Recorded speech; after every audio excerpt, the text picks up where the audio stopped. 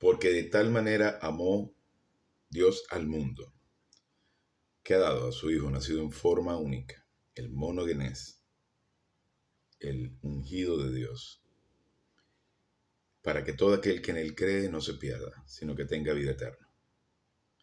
Y así como el pecado entró en el mundo por un hombre, es decir, Adán, y por el pecado de la muerte, así la muerte pasó a todos, por cuanto todos pecaron.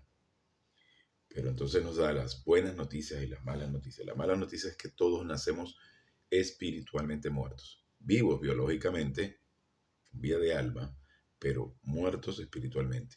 Y no es sino hasta el instante en el que venimos a creer en Cristo que somos nacidos de nuevo. Lo que es nacido de la carne, carne es. Lo que es nacido del espíritu, espíritu es. Esto es impresionante. Esto es una cosa abismal. Y todavía es increíble la oscuridad del alma de tanta gente que rechaza la obra de Cristo en la cruz, la existencia de un Dios todopoderoso, creador de los cielos y la tierra. Y que es absurdo. Es la oscuridad máxima y la arrogancia máxima, la del no creyente, al abrir los ojos en la mañana, ver el sol salir, ver el paisaje, simplemente verse uno mismo, ver cómo se mueven los dedos de la mano, como todo lo que existe, y no creer en Dios. Y luego hay quienes, siendo miembros de la familia real, todavía niegan la existencia de un regalo perfecto e infinito, como lo fue la muerte de nuestro Señor Jesucristo en la cruz. Y solo es un acto de fe. Eso muestra la libre voluntad del individuo. Eso muestra cómo es que Dios nos permite, por un simple acto de fe, y digo simple porque es nada más creer o no creer, y allí nuestra libertad. Pero cuando nuestra libre voluntad se junta con la soberanía de Dios, es allí donde venimos a ser salvos, donde venimos a ser hijos de Dios. Entonces, suceden al menos 40 cosas en el instante en el que creemos en Cristo. 39 irrevocables y un revocable. Herederos, coherederos con Cristo, sacerdotes, embajadores. Esto es impresionante. Y el revocable, perdón, es estar en la llenura del Espíritu Santo. Y es tan simple como creer que Cristo lo pagó todo en la cruz, reconocer nuestros pecados ante el Padre. Si citamos nuestros pecados, Dios es fiel y justo para perdonar nuestros pecados y purificarnos de todo mal hacer. Es solo por ese pequeño acto de fe, de reconocer nuestros pecados, nuestra libre voluntad, reconociendo los pecados que hemos cometido, que podemos estar blancos como la nieve y Dios nos ve como ve a Cristo, de manera perfecta, solo por reconocer nuestros pecados. Así que unos breves instantes para iniciar la clase de hoy.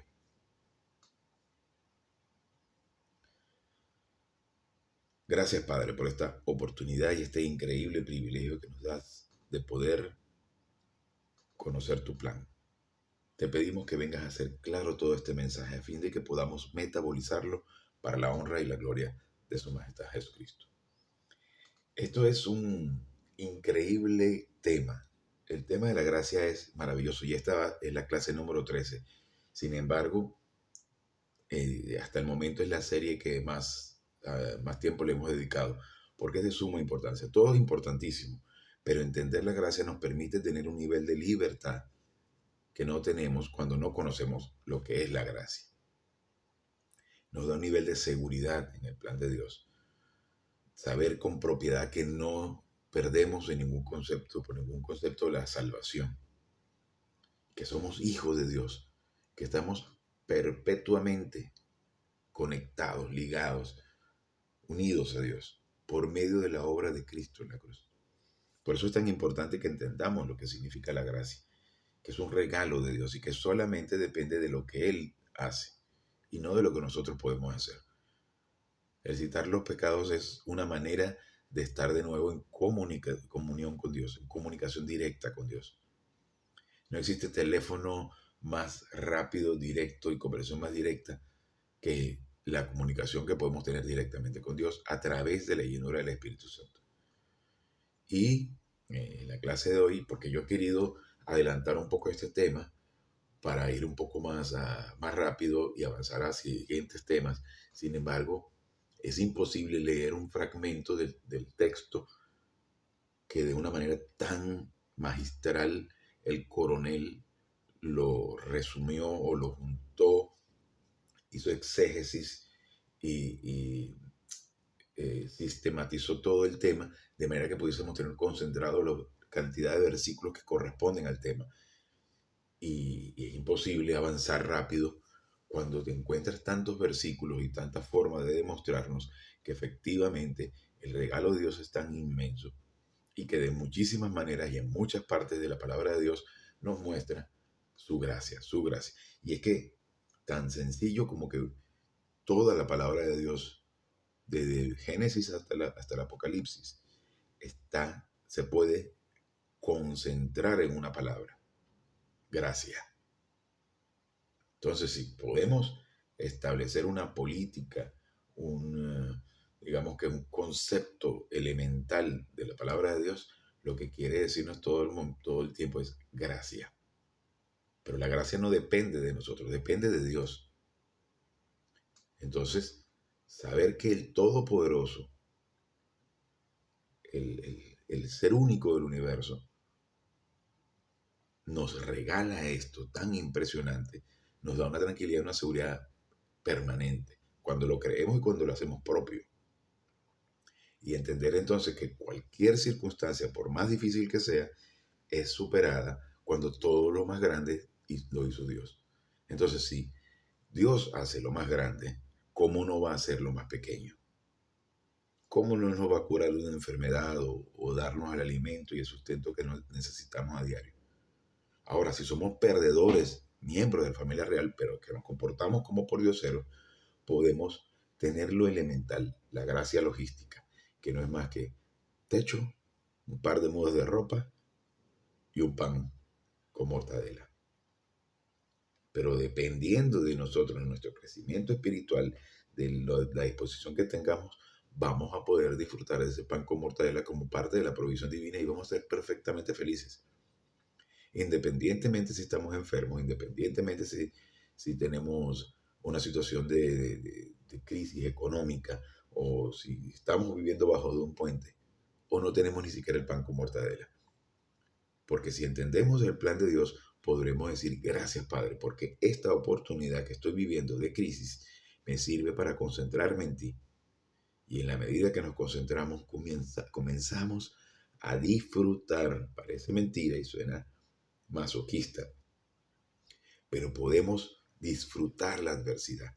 Es decirle gracias, Padre, porque es muy fácil decir gracias cuando estás cómodo, pero qué tan concentrado estás en la palabra de Dios al punto de poder dar gracias cuando la situación se pone difícil. Porque la adversidad, incluso es más fácil orientarse a Dios cuando estás en adversidad que cuando estás en prosperidad, porque en prosperidad te olvidas de Él.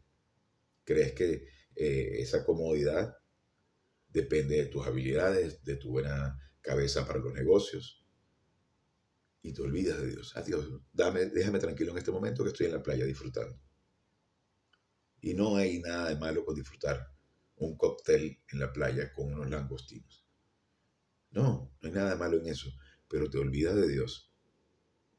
Y lo que debemos hacer es todo el tiempo, yo quiero estar conectado con mi Padre, bien sea me esté comiendo unos langostinos en la playa, o bien sea esté bajo de un puente, o en un hospital, o en una cárcel, y estar concentrado en Dios, porque sabes que todo lo que sucede está sucediendo por Dios, por voluntad directa de Dios, y saber disfrutar de cada circunstancia.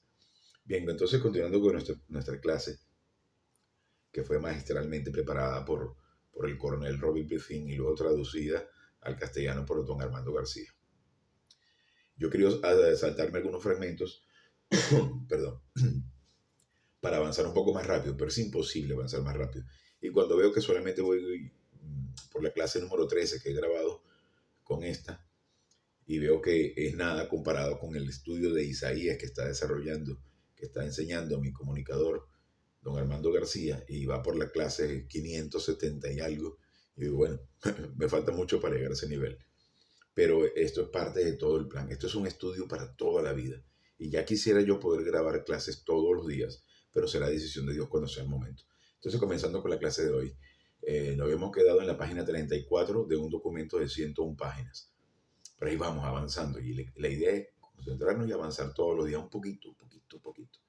Y no perder de vista la meta. Bien, se dice que en el punto C, se dice que se nos ha dado una herencia eterna. Ahora, todos estos versículos tienen que venir a servir para que en el instante de la adversidad nosotros podamos utilizarlos como evocación de la gracia de Dios, como para recordar la gracia de Dios y las promesas que Dios nos ha hecho. Es decir, vamos a poner como un ejemplo que estamos en una situación X de crisis, de ansiedad, de miedo, de angustia, de preocupación, de estrés, porque recordemos que la adversidad es inevitable, el estrés es opcional. Entonces, si estamos en una situación de crisis X, la que sea, y tenemos ansiedad y reconocemos que que estamos cometiendo pecados, miedo, angustia, preocupación, lo que sea, en ese instante podemos, Padre, yo reconozco este pecado, lo pongo aquí, pero recuerda que Dios lo sabe perfectamente. Pero es para que nosotros entendamos el proceso y entendamos que estamos presentando ante Dios. Padre, gracias, yo presento este pecado que estoy cometiendo, que acabo de cometer, pero tu Hijo lo pagó en la cruz. Y en ese instante Dios decreta, ¡pah!, como en un juzgado, ¡pah!, martillazo, y dice, perdonado es porque fue vaciado en Cristo. Ese es básicamente, en pocas palabras, lo que significa citar los pecados. El Juan 1, primera de Juan 1:9. Por eso es importante que lo tengamos siempre presente ese versículo para que hagamos uso de él constantemente en la medida que que cometamos pecados, para estar siempre conectados con Dios. Aunque estemos luego trabajando en nuestra oficina o estemos repartiendo comida o manejando un taxi o cargando bloques o lo que sea, o ser directivo de una empresa. Porque esta es información para todos, donde todos somos totalmente distintos unos de otros, pero todos tenemos la misma oportunidad y el mismo privilegio para estar en comunicación con Dios. Entonces, bueno, estos versículos que voy a leer a continuación son parte de aquellas promesas que Dios nos dice, primero quiénes somos y luego lo que nos promete, para que entendamos. Entonces, se nos ha dado una herencia eterna. En Efesios 1:14 nos dice, ¿quién es la garantía de nuestra herencia para la adquisición de lo adquirido, para la alabanza de su gloria? En Efesios 2:18 nos dice, ya que por medio de él, ambos, gentiles y judíos, tenemos acceso al Padre en un solo espíritu. Y luego nos dice en Romanos 8:17, y si somos hijos, también somos herederos, herederos de Dios y coherederos con Cristo. Somos hijos dos veces. Somos hijos nacidos por el Espíritu e hijos adoptados. De hecho, utiliza tecnon y jugios, es decir, dos veces hijos, hijos pequeños e hijos adultos. Y somos sellados por el Espíritu. Y hemos hablado ya del término sellado, ¿no? Vale, continuemos por aquí. Herederos de Dios y coherederos con Cristo. Somos herederos dos veces. Si es que padecemos juntamente con Él, para que juntamente con Él seamos glorificados. Y aquí el concepto de bautizo, que somos identificados al momento de creer en Cristo, somos muertos, sepultados y resucitados con Dios, con Cristo. Y bien, en Gálatas 3:29 nos dice, si ustedes pertenecen a Cristo, entonces ustedes son la descendencia de Abraham, herederos conforme a la promesa. Y es precioso. En Gálatas 4:6 nos dice, del 6 al 7, y porque ustedes, Gálatas, y cada creyente, por supuesto, son habitualmente, constantemente y absolutamente hijos adultos, que es la verdad posicional. Dios, refiriéndose a Dios Padre, a una vez por todas ha enviado el Espíritu Santo, que es la toga virilis, es la vestimenta de la victoria que Cristo recibe al momento de vencer en la cruz. A una vez por todas enviado al Espíritu Santo, es la toga virilis, de su Hijo, que es un título funcional del Espíritu Santo, cuando glorifica a Dios Hijo, con una misión, la ejecución de la fase 2, la vida espiritual durante el tiempo, es decir, durante el tiempo que estamos aquí vivos. Recordemos que hay tres fases del plan de Dios. La fase 1, que es que el no creyente venga a creer en Cristo. La fase 2, que es cuando el miembro de la familia real ya ha creído en Cristo durante el tiempo que está vivo. Y la fase 3, en la eternidad.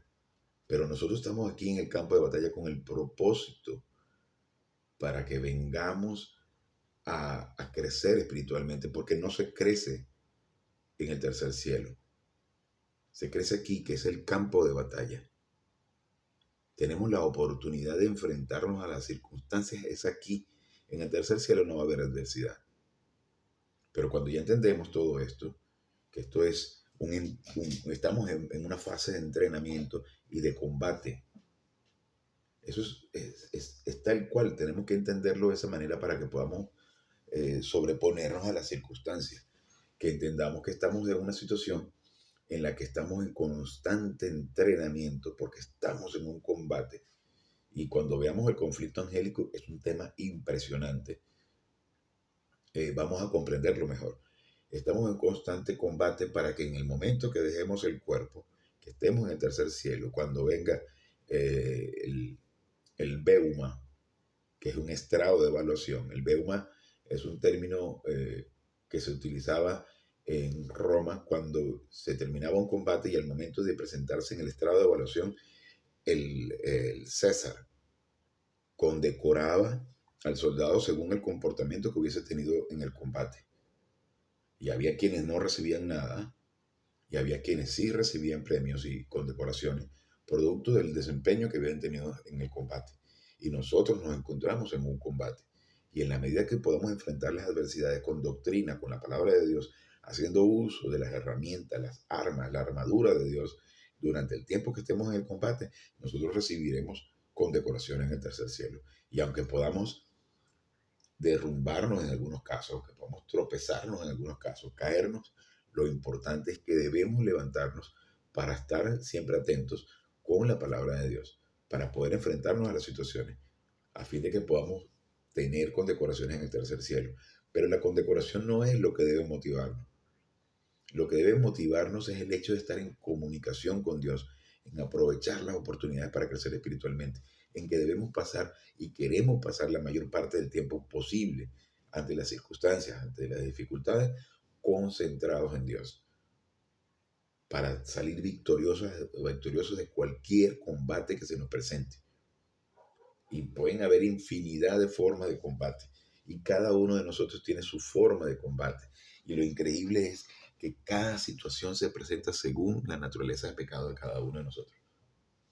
Si tu patrón de conducta, su patrón de naturaleza de pecado es la lujuria, pues te van a venir oportunidades en las que vas a poder caer o rechazar la tentación. O si tu patrón de conducta o de naturaleza de pecado, la tendencia de tu naturaleza de pecado es la preocupación por las cuestiones económicas, pues te van a venir tentaciones de ese aspecto. O si la tendencia tuya es la arrogancia en la que tú rechazas la autoridad de tus jefes o de tu pareja o de la policía y acostumbras a rechazar la autoridad, entonces en ese instante vas a venir a recibir disciplina por ese lado para que fortalezca tu personalidad, para que fortalezca tu espíritu, para que te enfrentes a las situaciones y puedas sobreponerte a ellas. Pero si tu naturaleza de pecado tiene la tendencia al ascetismo, a la autorrectitud, vas a tener oportunidad de también enfrentar todo eso para que tengas la posibilidad de que con crecimiento espiritual, con doctrina bíblica, enfrentar esas situaciones y te sobrepongas a ello. Pero con las herramientas de Dios, no con tu naturaleza de pecado haciéndote el poderoso. No, no. Todo es parte del plan divino y todo es con los recursos divinos. Un plan perfecto no puede soportarse sobre personas imperfectas o sobre recursos humanos imperfectos. Entonces, continuando con esto, en Gálatas 4:6 nos dice, y porque ustedes, Gálatas y cada creyente, son habitualmente, constantemente y absolutamente hijos adultos. Es la seguridad eterna de que somos miembros de la familia real. No podemos separarnos de Dios, aunque nosotros querramos hacerlo. me recuerda el caso de un amigo que habiendo creído en Cristo tiempo después, y lo simpático del asunto es que, eh, por cierto, se llama como un apóstol de los que también era muy apasionado, muy intenso, y él, siendo miembro de la familia real, siendo cristiano, muy devoto, muy entregado, muy ferviente, apasionado a estudiar y a conocer a Dios. Y luego un buen tiempo se dijo, descubrí el judaísmo. Se cambió el judaísmo, se cambió de nombre, porque decía que el nombre anterior era griego y él era, él necesitaba un nombre hebreo y se cambió el nombre a hebreo y comenzó a dejarse la barba y a vestirse como judío y bueno, él no lo sabe, pero él sigue siendo miembro de la familia real, sigue siendo cristiano. Perderá su tiempo o algún día podrá volver a Cristo, pero es no tener claro lo que es la palabra de Dios. Bien, entonces,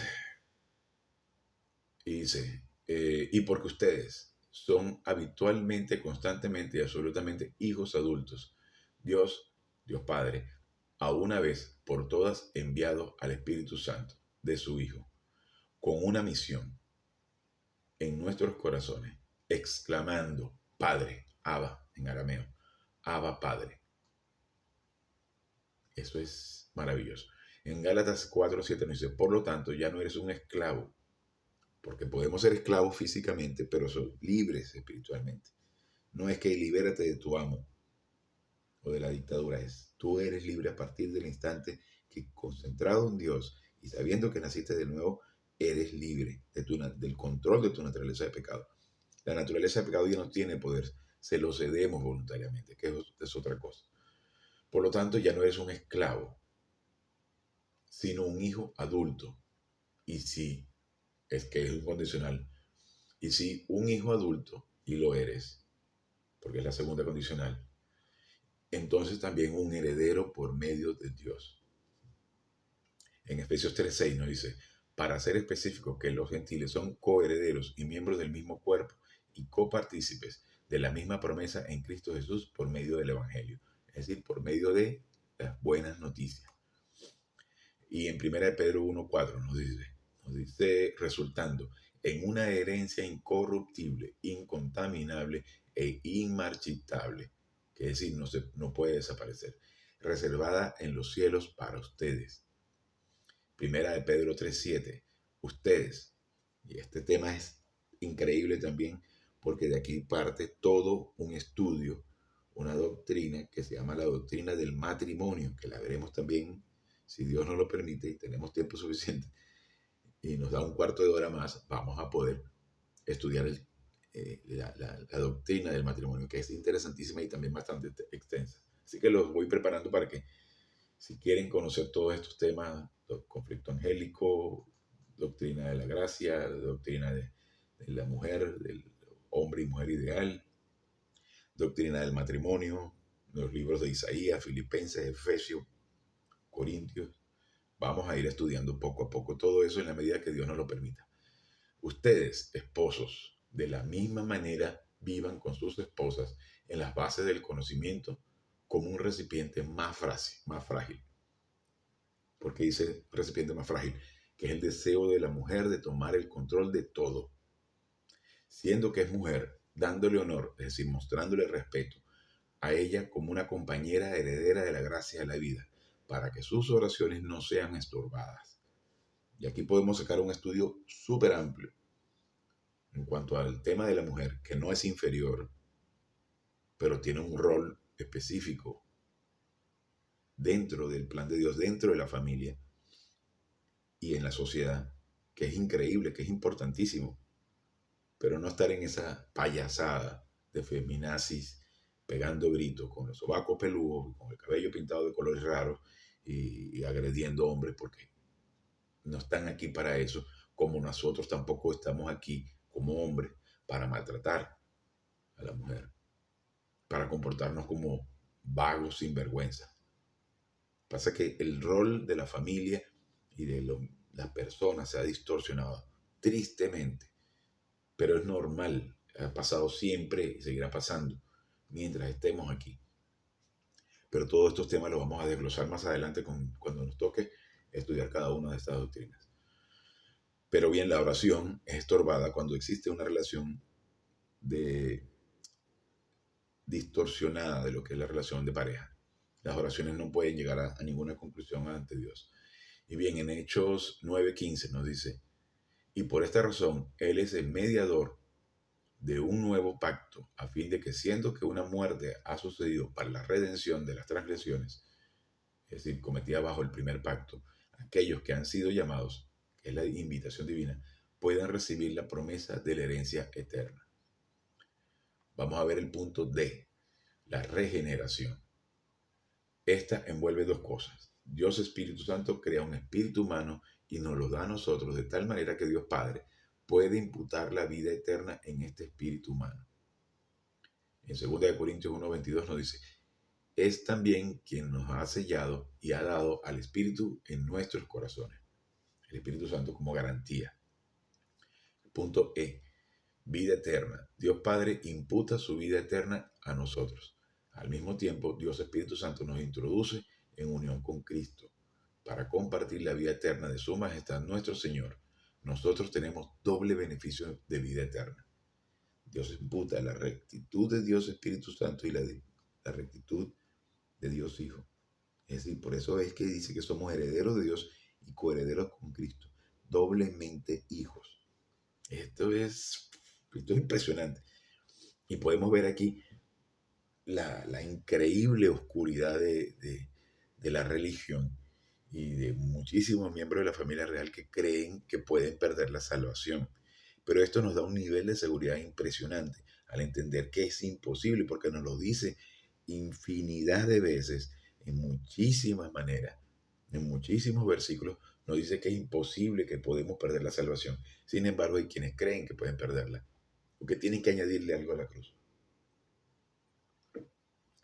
que pueden hacer algo para anular la obra de Cristo, porque pueden cometer un pecado que, que, que haga perder la salvación. Pero lo que sucede es que cuando cometes pecado lo que hace es restringir el espíritu. Dejas de estar controlado por el espíritu, te sales del palacio y comienzas a vivir con los cerdos en el chiquero.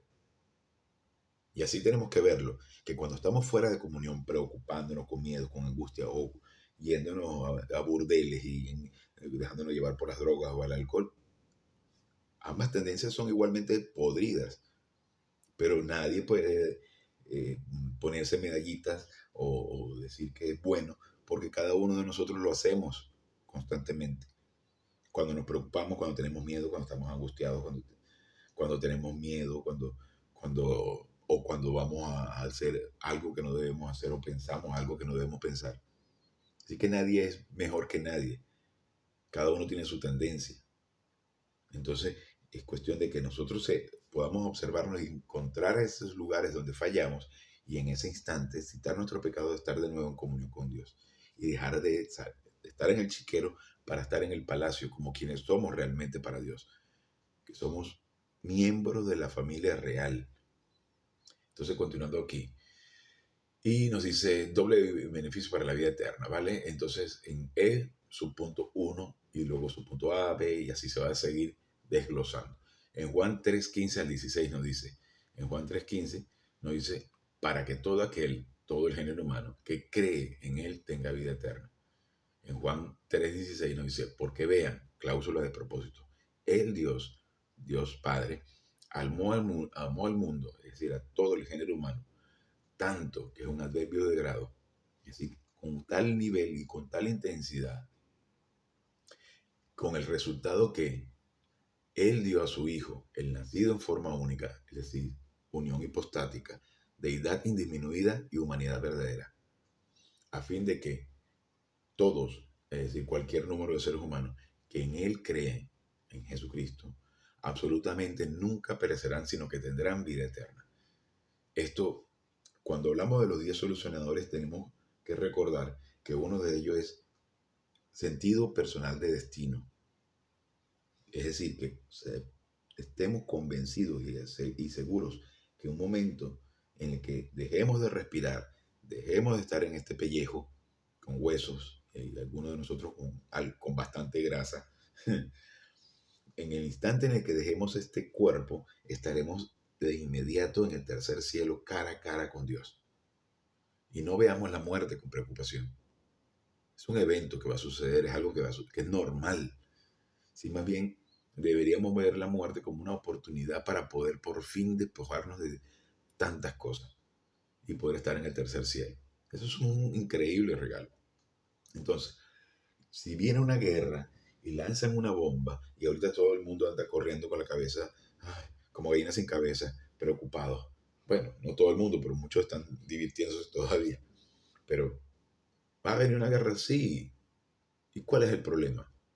Es una excelente oportunidad para concentrarse en Dios, para precisamente decirle a la gente, ustedes se dan cuenta que toda la diversión y todas las cosas materiales que estuviste acumulando no era más que basura, y que la guerra viene y vendrá y será la oportunidad para que entonces la gente deje de mirarse a sí mismo, dejar de mirar sus cosas materiales y poner los ojos en Dios.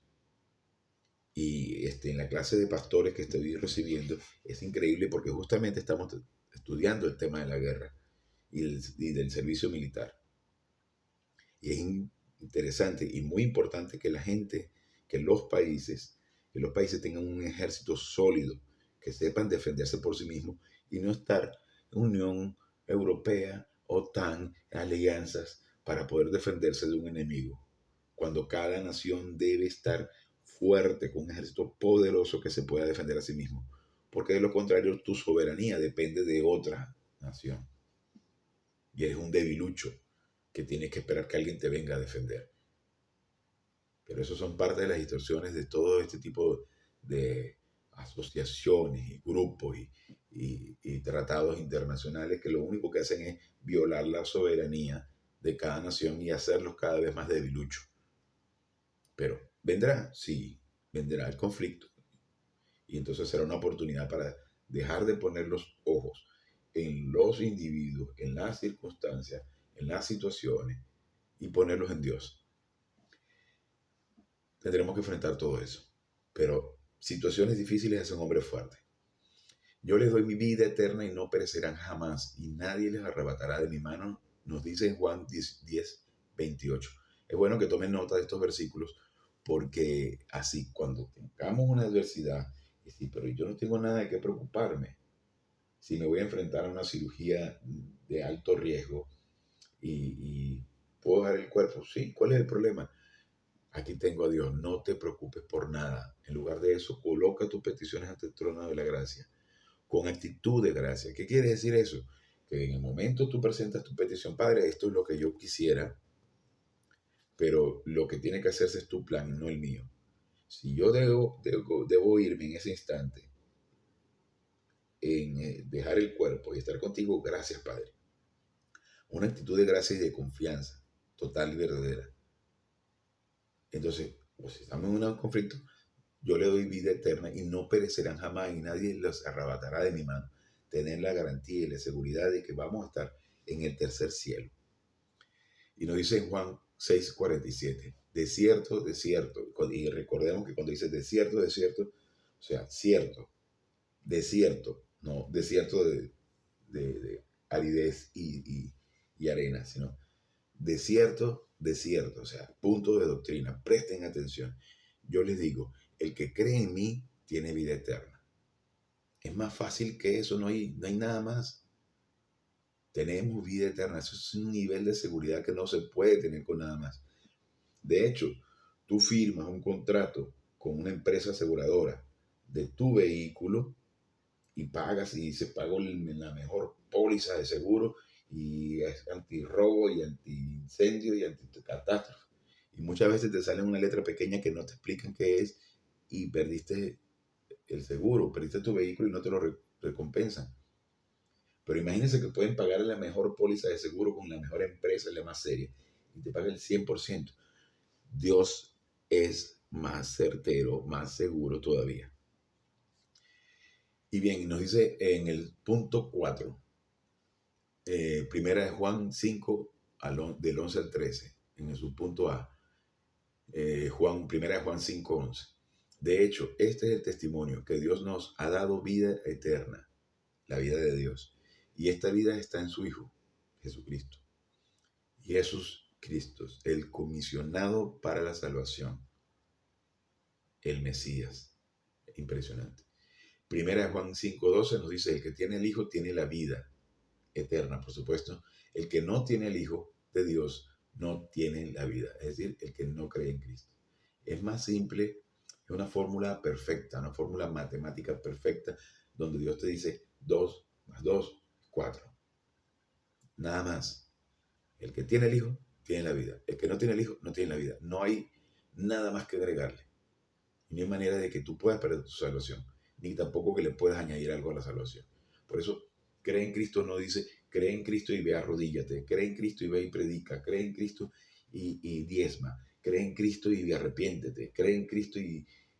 Es que tampoco el concepto de arrepentimiento se entiende. ¿Crees que es sentirte compungido y arrepentido por los pecados? No, cambia tu forma de pensar con respecto a Cristo.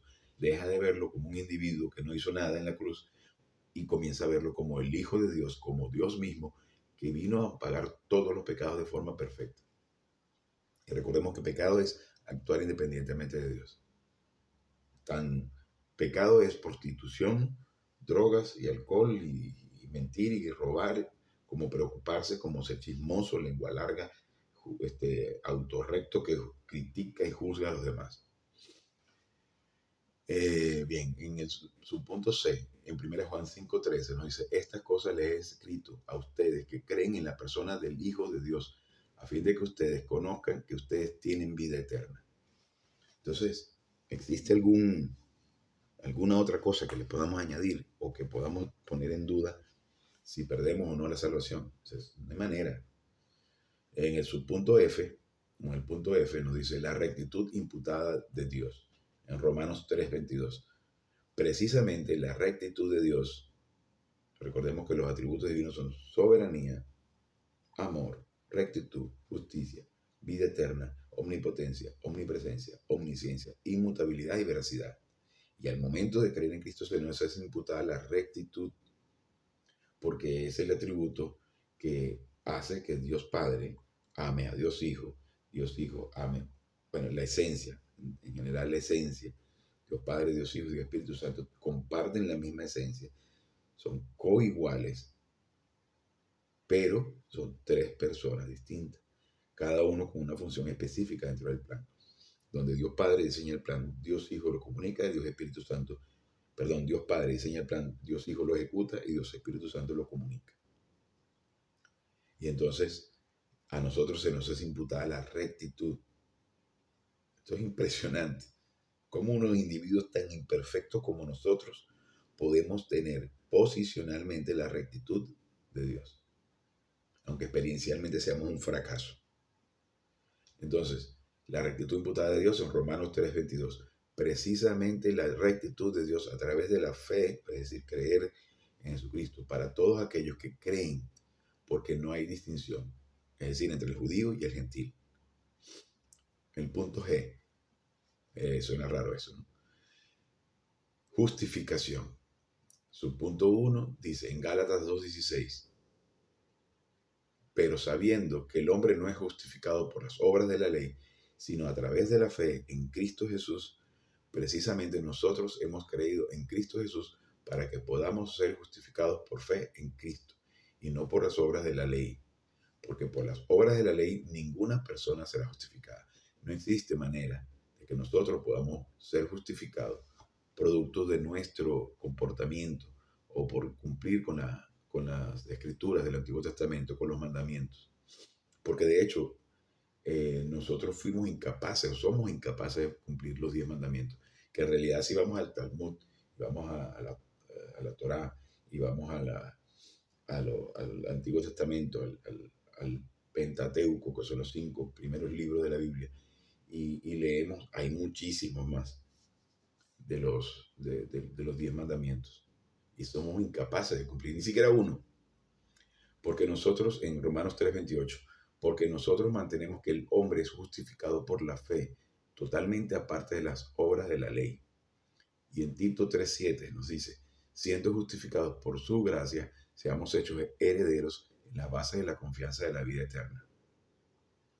En el punto H, reconciliación. Nosotros somos reconciliados con Dios. La reconciliación es la obra de Cristo en la cruz que remueve la barrera, y estudiamos el tema de la barrera hace ya un tiempo, entre Dios y el hombre. La reconciliación es ratificada el instante en que creemos en Cristo. En el H, subpunto 1, nos dice en 2 Corintios 5:19, de tal manera que Dios Padre, por medio de Cristo, agente de la reconciliación, que es lo que significa Cristos, estaba reconciliando al mundo consigo mismo, no imputándoles a ellos sus transgresiones, habiendo asignado a nosotros la doctrina de la reconciliación. En el subpunto 2, en Romanos 5:10 nos dice, porque sí, cuando éramos enemigos, es decir, cuando estábamos muertos espiritualmente, que no habíamos creído en Cristo, fuimos reconciliados con Dios por la muerte de su Hijo, cuanto más, una vez ya reconciliados, es decir, miembros de la familia real, seremos salvos por su vida.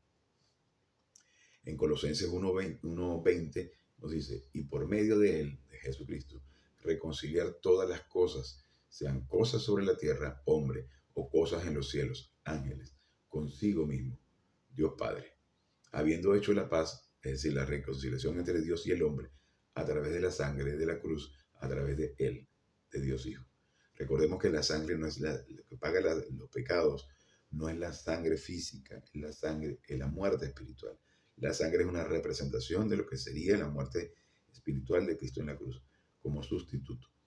En Colosenses 1:22, nos dice en el punto 4, sin embargo, Él ahora los ha reconciliado en el cuerpo de su carne a través de la muerte sustitucionaria espiritual, a fin de presentarlos a ustedes ante Él, Dios Padre, santos, sin mancha y sin reproche, que es la última santificación, que es la que experimentaremos una vez que dejemos el cuerpo.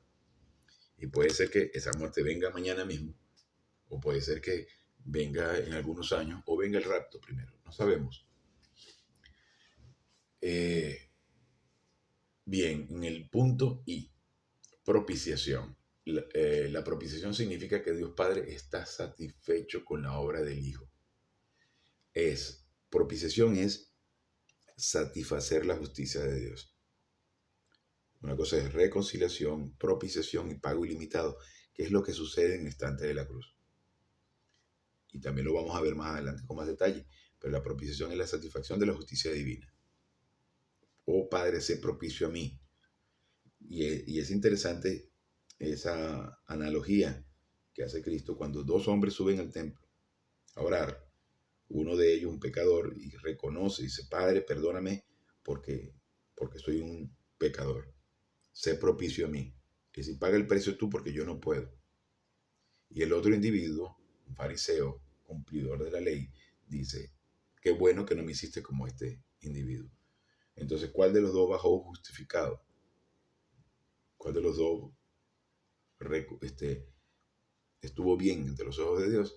Aquel individuo que en su humildad reconoció lo putrefacto que era. Entonces, para que tengamos claro cómo funciona. Bien, continuando entonces con Romanos 8:24 al 25. Siendo justificados gratuitamente por medio de su gracia mediante la redención que es en Cristo Jesús. Romanos 3:25 nos dice, a quien Dios exhibió públicamente como visa sangre, muerte espiritual en la cruz. Esto fue para manifestar su rectitud, porque en su paciencia Él pasó por alto los pecados cometidos previamente. Se atrasó el juicio hasta la cruz. Bien, en 1 Juan 2:2, y Él mismo es la propiciación por nuestros pecados, y no solamente por los nuestros, sino también por los de todo el mundo. Y en 1 Juan 4:10 nos dice, por esto el amor de Dios existe, no porque hayamos amado a Dios, sino porque Él nos amó primero a nosotros y envió a su Hijo como expiación por nuestros pecados. Nosotros llegamos a desarrollar amor personal por Dios en la medida que vamos creciendo espiritualmente y comprobamos que Dios efectivamente nos ama y nos amó desde la eternidad pasada. a fin de poder diseñar un plan perfecto para que nosotros podamos ser aceptos ante los ojos de Dios y aceptos y miembros de su familia. Entonces, cuando empezamos a entenderlo y empezamos a crecer espiritualmente, entonces comenzamos a poner nuestros ojos en Él y entender que Él nos amó primero.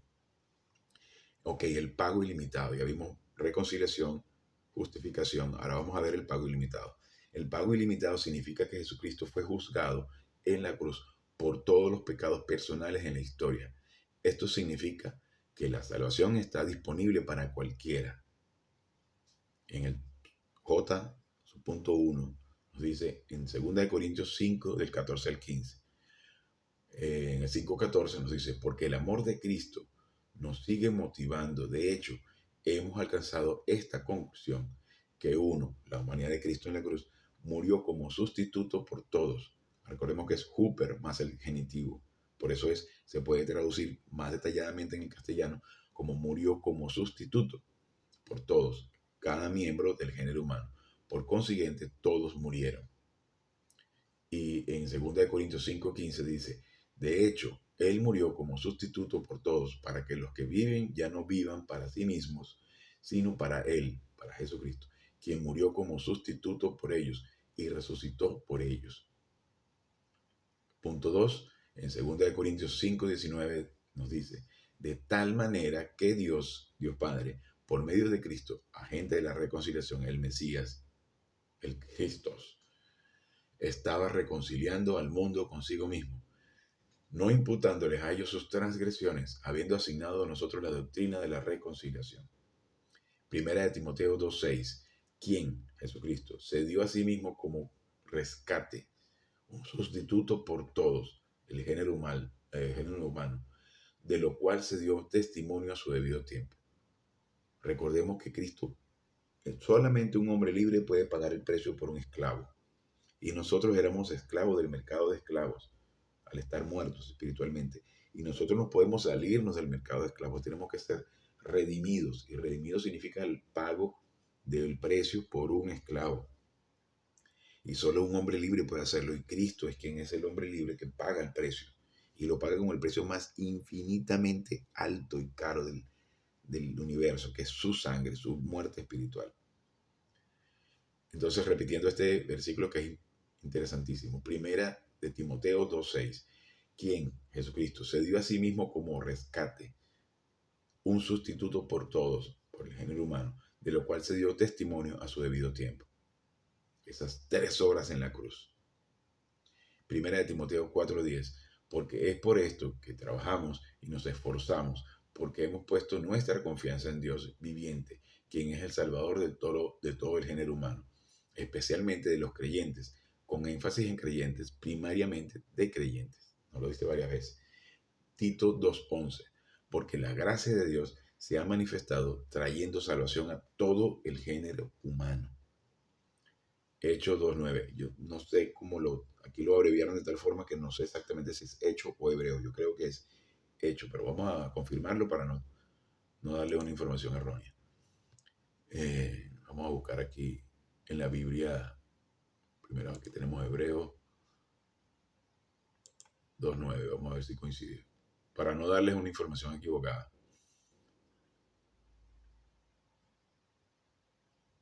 Bueno, aquí en Hebreos 2:9 dice, pero vemos a Jesús coronado de gloria y de honra, el cual fue hecho un poco menor que los ángeles por el padecimiento de su muerte, para que por la gracia de Dios gustase la muerte por todos. Eso es en Hebreos 2:9. Vamos a ver Hechos 2:9. Es para que tengamos las cosas claras, pues. Hebreos 2:9. Entonces vamos a buscar Hechos. Sí, para estar claro. Yo estoy haciendo esto sin corte. Porque partos y medos elamitas, no, Mesopotamia. Entonces es hebreo. Hebreos 2:9. Volvamos a nuestro estudio. Sin embargo, vemos a Jesús resolviendo el conflicto angélico, quien por poco tiempo, 33 años, fue hecho inferior, es decir, en la humanidad, a los ángeles. Y miren este increíble evento. Dios, la segunda persona de la Trinidad, se hace hombre durante esos 33 años es inferior a los ángeles, a su propia creación. Pero luego, al morir en la cruz y ser resucitado, y ser victorioso, es elevado y recibe el título de Señor de señores, Rey de reyes y Señor de señores, que es el título del campo de batalla por haber vencido. Y entonces es superior a los ángeles. Y nosotros estamos en esa posición de ser superiores a los ángeles. Pero entonces eso es lo increíble, que nosotros, seres imperfectos, estemos por encima de seres como los ángeles. Entonces por eso es otra distorsión adorarle a los ángeles, velitas, estampitas y orarle a los ángeles. Ellos son nuestros sirvientes. Y eso es lo impresionante, que unos seres tan imperfectos como nosotros tengamos a nuestra disposición ángeles que nos protegen. Son nuestros guardaespaldas. Y entonces, continuando aquí. Sin embargo, voy a leerlo de nuevo. Dijimos que era, a ver, Hechos, ¿no? Sí. Hechos 2:9. Sin embargo, vemos a Jesús resolviendo el conflicto angélico, quien por poco tiempo, 33 años, fue hecho inferior en la humanidad a los ángeles, coronado con gloria y honor, que es la victoria estratégica de la cruz, a consecuencia del sufrimiento de muerte, para que por la gracia de Dios, por el regalo, Él gustase la muerte. Es decir, se enfrentara a eso, la muerte espiritual, por todos y cada uno, sin excepción, como sustituto. Y en segunda de Pedro 2:1 nos dice, pero hubo falsos profetas entre el pueblo, segunda de Pedro 2:1, sí, hubo falsos profetas entre el pueblo, como también entre ustedes habrá falsos maestros, que introducirán encubiertamente herejías destructivas, llegando aún hasta negar al soberano Señor que los compró, acarreando sobre sí mismos una súbita destrucción. Y esto es increíble, esto destruye religiones completas. Esto destruye religiones sectas completas que niegan la salvación, que niegan el pago ilimitado, que niegan la justificación, la redención, cuando dicen que se puede perder la salvación. Pero claro, si yo me paro en un púlpito y digo esto, me van a decir hereje. Pero entonces voy a repetirlo en segunda de Pedro 2:1, para que entendamos que en un establecimiento religioso en el que se hable que se puede perder la salvación y que si cometes un pecado pierdes tu salvación, están siendo herejes. Pero hubo falsos profetas entre el pueblo, como también entre ustedes habrá, está diciendo que va a haber en el futuro, como puede ser en este momento, habrá falsos maestros que introducirán encubiertamente, y suena muy religioso, muy bonito, muy espirituales, encubiertamente herejías destructivas, llegando aún hasta negar al soberano Señor que los compró, acarreando sobre sí mismos una súbita destrucción. Quizás lo veamos cuando comiencen a derrumbarse todas esas religiones. Pero es increíble el nivel de soberbia que puede haber en muchos miembros de la familia real que creen que pueden hacer algo que anule la salvación. Cuando hay individuos que creen que si cometen un pecado, Dios no está satisfecho y te quita lo que te regaló. Para que veamos lo oscuro que puede ser el alma del individuo autorrecto y lo asqueroso que puede ser un individuo autorrecto que tenga la soberbia, la arrogancia de pensar que pueden hacer algo que anule lo que hizo Cristo en la cruz. Si Cristo no hubiese hecho todo, completado todo, tetelestai, consumado es, si Cristo no hubiese satisfecho la justicia divina, Cristo no hubiese resucitado. Es así. Si Dios no está satisfecho, Cristo no resucita. Pero hay gente que piensa que pueden hacer algo para anular la obra de Cristo en la cruz. O que dice, mira, Padre, tú estás satisfecho con la obra de Cristo en la cruz, pero yo no. O tú estás más satisfecho con lo que yo puedo hacer que con lo que Cristo es en la cruz. Individuos que son totalmente imperfectos. Entonces, la actitud correcta es decir, Padre, gracias porque yo siendo totalmente imperfecto, tú me amas de manera perfecta e infinita, al punto de verme blanco como la nieve. Eso es un acto de humildad. No andar hablando bajito, con las manitos pegadas, arrastrando los pies y mal vestido con la ropa sucia. No, eso no es humildad. Humildad es reconocer la autoridad.